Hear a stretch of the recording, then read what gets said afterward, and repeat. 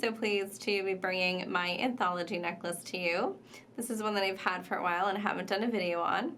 Check out the description below and just click on that show more option. You'll see all the materials that you need, and go ahead and gather those up, and then we will get started on our project.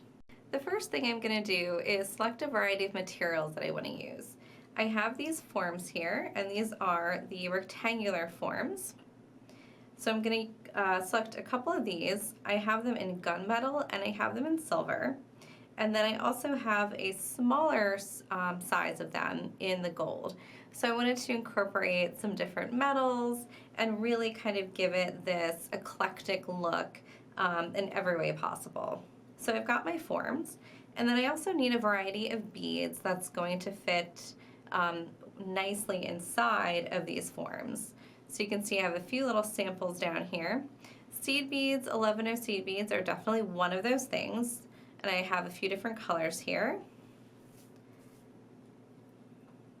And here's some little samples of my finished forms here. So you can see these 11 seed beads work very nicely inside the forms, so they are a must for me to include. And then I also have a couple other items here. I have 3mm faceted round or fire polished Czech Glass beads. I also have the 4mm, so this is the 4mm, this is the 3mm, and they work nicely too. You can see here's my 4mm, and then I have some 3mm. Here you can see how I've used them in the bigger form. Tubelets are also a really nice one to use.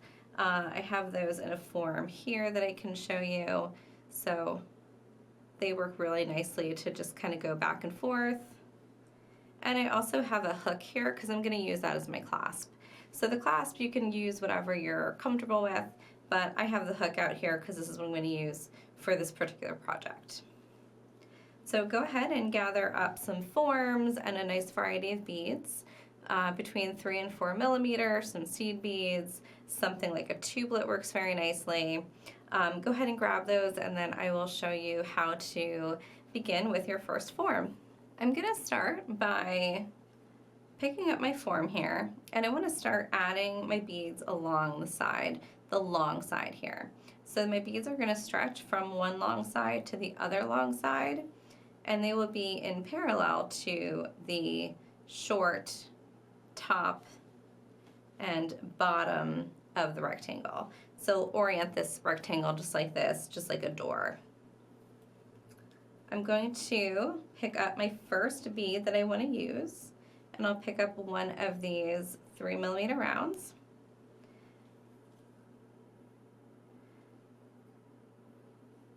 So I've got a little bit of tail thread here that I'm holding on to. I've got my 3mm, and then I've also hooked onto, gone under my frame here. I'm going to go up through my 3mm bead, and this can be whichever bead you want it to be, but it's just the first bead that we're using. And I'm still holding on to this tail thread because I haven't actually done anything to tie it off yet. You can add a stop bead if you like. I just got used to doing this without the stop bead, so I'm not too worried about including that. So here I have my first bead. My tail thread is coming out here, and as well as the thread that I'm going to use to create the rest of the project, to create the rest of this particular little piece of my project.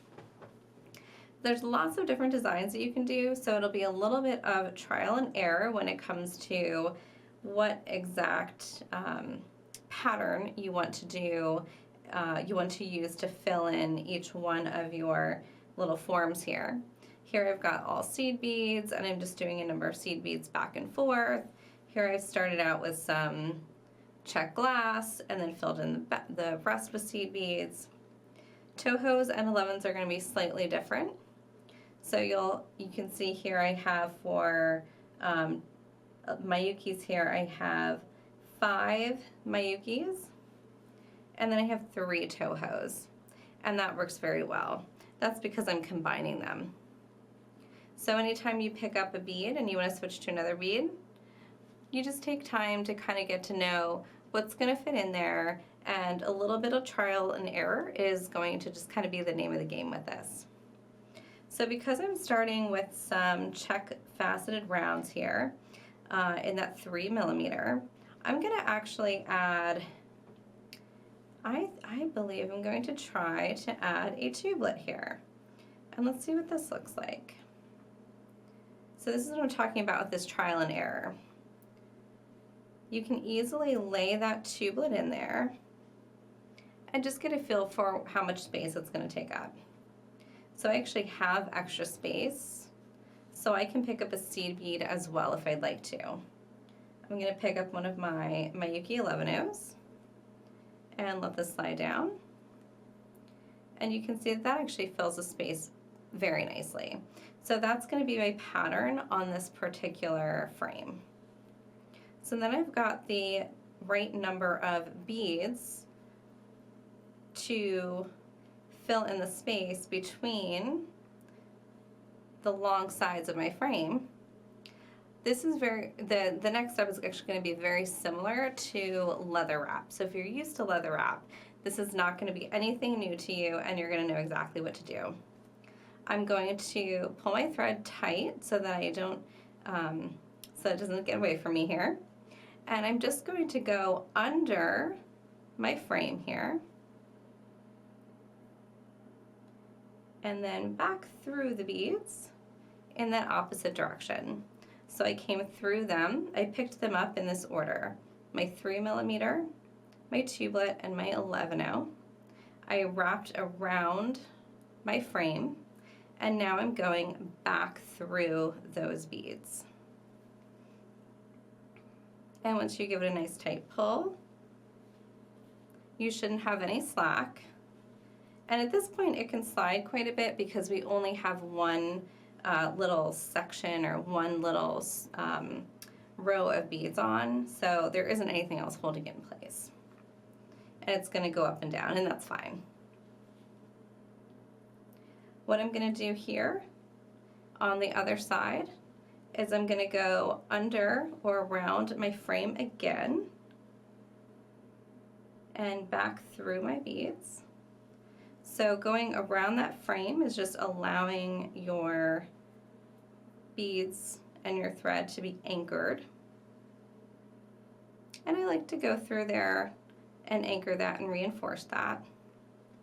So now at this point, this little row or section of beads is pretty good. I don't feel like I need to do anything else to reinforce that. So I'm going to continue my pattern here.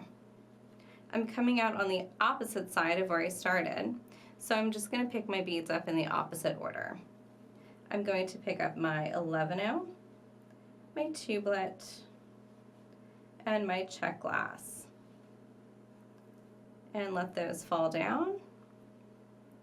And now here's where you just need to make sure that you're getting your beads situated correctly here. We're going to take our thread with the bead on it and wrap it around. So we're going to wrap to the other side of our frame. So you want to see that thread coming around from the front to the back of your frame. And now we're going to take our thread, just go around that frame, and then back through our beads again.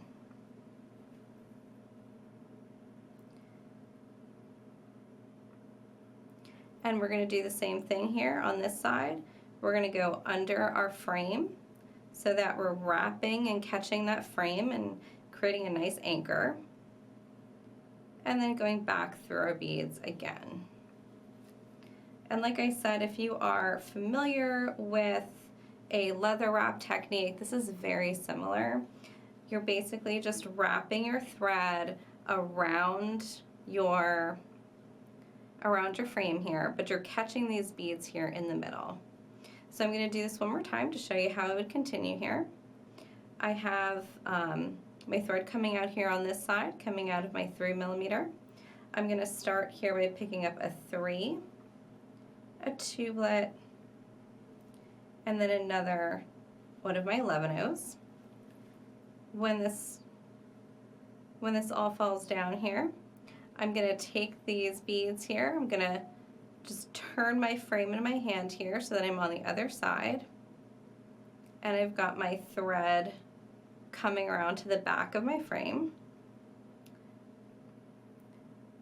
holding my beads in place, and I've got my thread laying on top of my frame, so I'm just going to go underneath here so I can wrap that thread around the frame, give it a nice tug, and then through all my beads again. And again, I'm going to wrap to the back here, go through all my beads,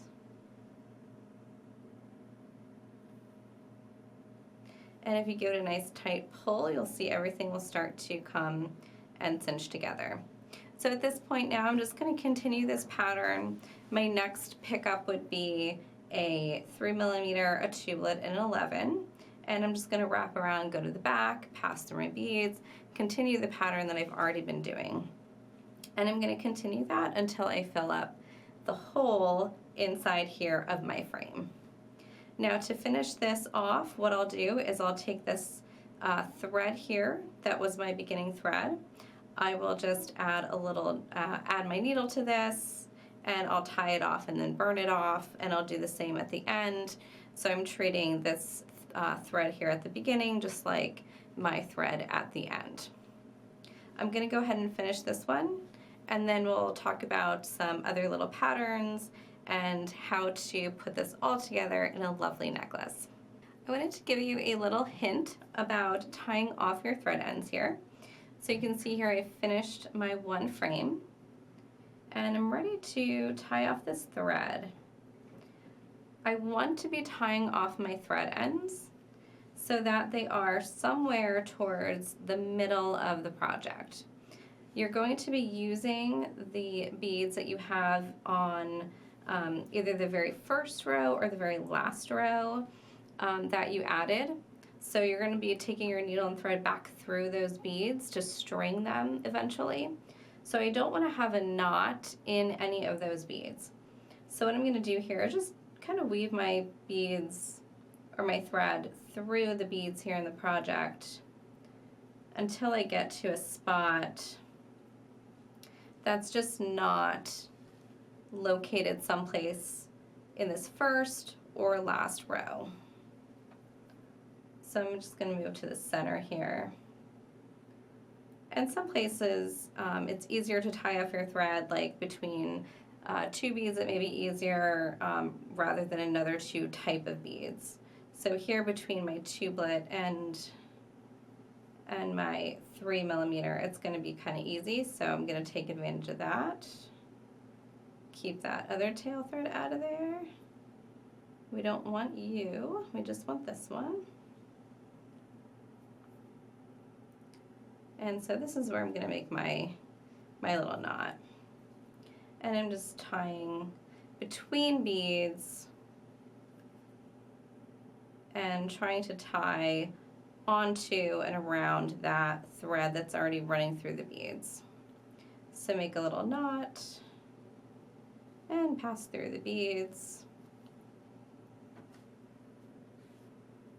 And now I'm going to tie off and burn down the thread. So at this point I'm going to burn it down. Just take my little burner here and just take that little, make that little cut there.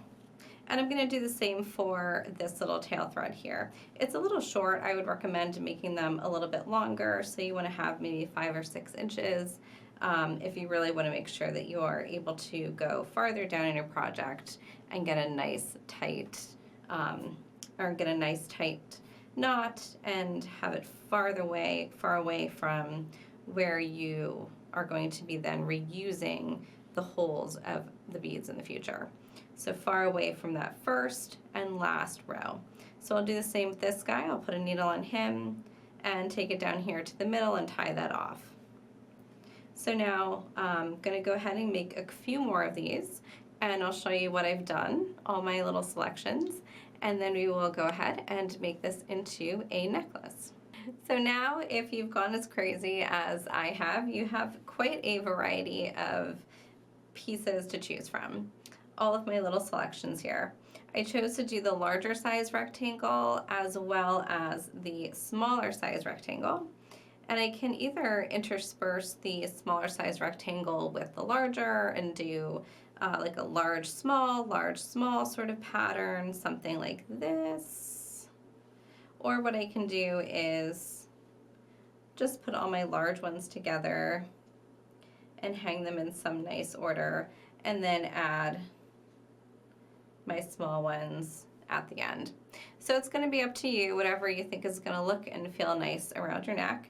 I'm going to opt to do something like this, and because I have so many different little pieces here, little components, I'm going to be a little bit choosy. So I'm going to select and decide exactly what I want to do, and then I will be back to show you exactly how we are going to string this and turn this into a wearable necklace. After you decide in which order you want to use your little components here, what we're going to do is start creating the necklace from it. You can approach this a couple different ways, but this is the way that I like to approach it. I'm using a size 8 drying thread. See here I have, and I have a lot of it. I get the big boy spool because I use a lot of thread. So I'm using the size 8, which is the thickest that we currently have. So that's going to be the best for something that you want to be a little bit more durable, like a necklace that's going to be hanging around your neck. I'm going to start very similarly to when I first started this project and making my little component pieces here. I'm going to pick up a bead that I want at the end of my project, and I'll start with one of these little 3mm faceted rounds again. And then I'm going to pick up my whichever kind of clasp I want to use. So I'm picking up my little hook and eye here because I like the idea of using a hook and eye on this project.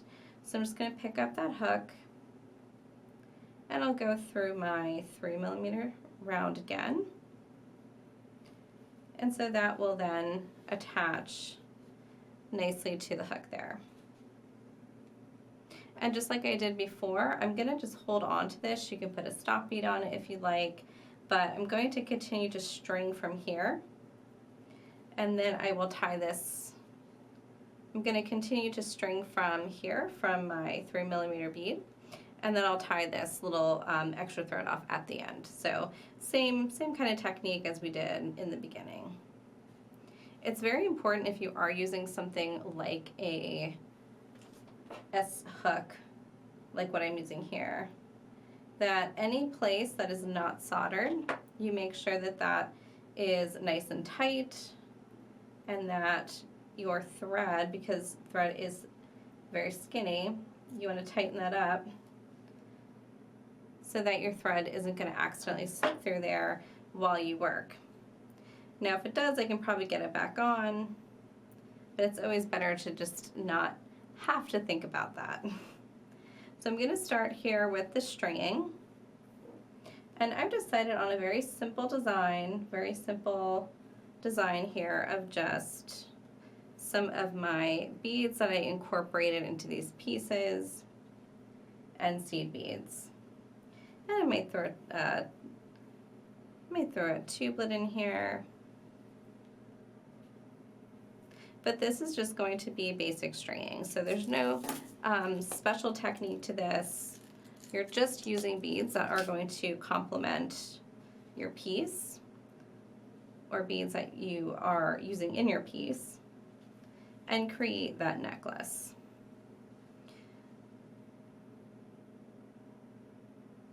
So I'm going to have to string for a number of inches here. Now currently I don't know exactly how many inches, so I need to find out. What I'm going to do here is line up my little components here. And I need to get a measurement on this because I need to know how much space the center of my necklace is going to take up, and then I can decide how much longer I want it to be, and then from there I know how long to make each side of the necklace. So grabbing my handy dandy little ruler here And if I have these guys lined up so that they're lined up in exactly the way that I'm going to hang them, I have about 5 inches of beads here, or 5 inches of my necklace length covered. So you can see here's my 5. So I've got that 5 inches.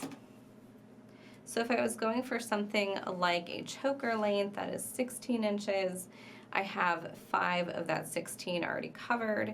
So that's going to be another 11 inches that I need to create, that I need to add to my length. So you're just going to do half of 11 and half of 11, essentially, is what you're going to need to add to each side. So that's going to be 5.5 if I'm doing my math right. And I wouldn't put it past me to not do my math right with the camera in my face. So if I have close to 6 or 7 inches on each side, that's going to get it a little bit longer than that 16. That'll get me closer to 18, and then that's probably about what I want. I'm going to go for about 6 to 7 inches. I'll see what my pattern looks like at that point, and then I will continue to work on the front part here. Now I do also have the option of not putting these directly next to each other. You could add a little bead in between when you string them. So you'll need to take that into account too. If you want to string them with a little bead in between, go ahead and just lay that out before you take that measurement so that you're not forgetting any of that length. So I'm going to continue here, and this is again just like basic stringing. I'm going to do some basic stringing here until I get to the length that I need for the length of the full necklace that I want, and then I will continue by picking up my components here. I have about 6 inches or so of my basic stringing portion done. So I'm ready to start picking up my components and adding them to the center of my necklace. To pick up the components, we're going to pick them up not using the frame, but using the top row of beads in the frame. That's why it's so important that we don't have any of the little knots that we create when we cut off our thread in the top or bottom of those sections of these little components. It's also important that as we pick up our components, we have our thread staying on the top or the front surface of the frame. I'm going to pick up one of my little seed beads. Actually, I'm going to pick up one of my little 3 millimeters here. I think that will look nice in between, so I'm going to do that. And I want to make sure that as I'm picking up the beads, I'm taking my threaded needle through the beads, that the needle stays on that top surface of the frame. If it wants to go through your beads at any kind of funky angle, and it goes through, you start going through the top and it wants to slide through and it ends up on the back side of your component, you're just going to rearrange that a little bit and get it to come out the front.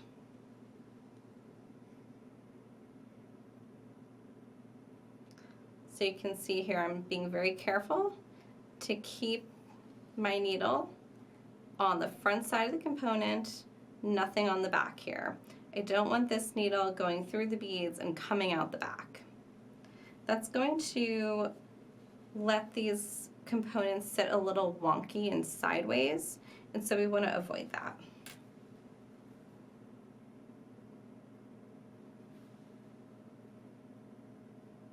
Again, just always going through this top row here.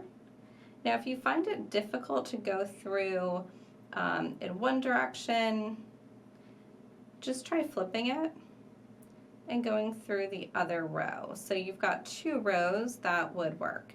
So this row is a lot easier to go through for me rather than this row down here. It could have been that there's a knot somewhere in there, and that's why I warned you against those knots. And you can see this is coming together very nicely. So just go ahead and continue here, selecting the order that you want to put them in, picking up a bead. If you'd like to pick up a bead, I would recommend at least a seed bead because it just helps things sit a little bit better. And a seed bead isn't going to add a lot of length to that measurement you took. So go ahead, and I would suggest a seed bead or try it without. Again, this is kind of about trial and error, so you can really kind of have fun and do whatever you want with this. Continue to keep adding these guys, these little components, and then we're going to do another basic stringing section after our last component, and we'll add the other side of our clasp. Once you have your necklace done and you've picked up all of your components and completed the second side of the stringing, what we're going to do is just finish this side with whatever end to the clasp you need. So for this hook here, I can either use the little figure 8 that comes with it, and then you can hook into really either one of those. Usually one you would use to attach, the other one you would use to hook your figure 8 or your S hook into. But for this, since I'm using so many seed beads, I'm going to make just a little loop of seed beads to then hook my clasp into. I'm going to grab some more of these seed beads that I've been using throughout the project. And you don't need too many of these. All I'm going to do here is pick up a series of seed beads and enough. I'm not even really counting them. You're going to start with probably roughly 20 or so and just see if that's a good length for you. This is about 15. And we're going to pick up that series of seed beads and go back down through the last bead in the stringing portion. And that makes a nice little loop there. And we'll just test it out. Just make sure that this is going to look good, feel good when you wear it. Make sure that the hook, of course, or the S hook is going to fit into that little loop. With an S hook, you can also use a pair of pliers, and if you're careful enough, you can very gently open where that S hook is. So if you're using a larger size seed bead like an 8/0 and you need to open the S hook a little bit more, you have a little leeway there, but you don't want to open it too much or bend it too much because you could break it. So you just want to make tiny adjustments if you need to. So that hook is going to fit nicely inside that little loop there that I made for it. So now at this point I'm ready to reinforce the clasp here and tie off my thread. I'm going to go down through the seed bead that I used here in my stringing portion, and I just want to make sure that I don't have any slack here, so just give it a nice tight tug and make sure you don't have any slack. And I'm going to skip the seed bead, and I'm going to go up through that 3mm bead. So you're going to have some thread showing on the outside of your seed bead, and that's okay. Go back through all of your seed beads here in your loop. So very similar to a lot of other projects that you might have done where you're just reinforcing a loop of seed beads to go around a cup button. And I'm going to go down through my project. I'm going to make make a little knot here in my project. Go down a little bit farther, and I'm just going to try to bury as much of this extra thread as possible in the stringing portion here. Now if you've got lots of thread, and you can go all the way down to where your components are, I think that's a fantastic place to tie off your thread. So if you want to do that, you want to keep that in mind as you decide how long you want to cut your thread. So the thread for the stringing portion is going to be the total length of the necklace plus about 3 times the length of the stringing portion. So a little math there. I'm going to take this extra thread since I have it. I'm going to take it and just kind of wrap it around one of my frames here. And I'm going to go back up through with one of those beads, and I'll tie it off here. And I always like to do a couple little knots just for security. Another little knot here. Tie it nice and tight. And bury that thread tail.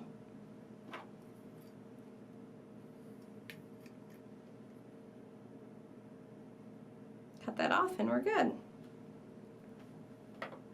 So now on this side, I do wish I had left myself a little bit more thread, but I'm going to do what I can do with this. I'm going to put a needle on the end of this. So squish that end down with some flat nose pliers. That'll make it a lot easier to thread your needle. You can even grab your thread with your pliers if you need that little bit of extra grip there. This is this is a size 8 dragon thread that I'm using, so it's a little bit thicker. You'll probably want to use a size 10 needle for this size thread. So I've already passed through my 3mm. I'm going to go through the little seed bead there that I used, and again, like on the other side, I'm going to pass over that seed bead and just go back up that last bead. For me, it's a 3mm round, and back around my clasp. So just reinforcing where I have this connected. You can also use a wire guard if you'd like. I'm not using one here, just so that for those of you who don't have wire guards, or if you're not familiar, or if you don't like using them, you have an alternative. You don't have to use the wire guards, but it is nice to use them in a case like this. And I'm going to do this one more time because this is where it's going to get a lot of wear and tear. So I'll just go around this clasp one more time, back down, and I'm going to pass down through my seed beads, through a number of beads in the stringing portion here. And like I said, I wish I had left this longer so that I could actually take my thread down through this whole stringing portion here and then tie it off when I got to my first component. But alas, I did not do that. So what I'm going to do here is tie some knots in a very safe place here where my knot will be hidden next to a tubelet. That's a really safe place. And then I can burn that thread down.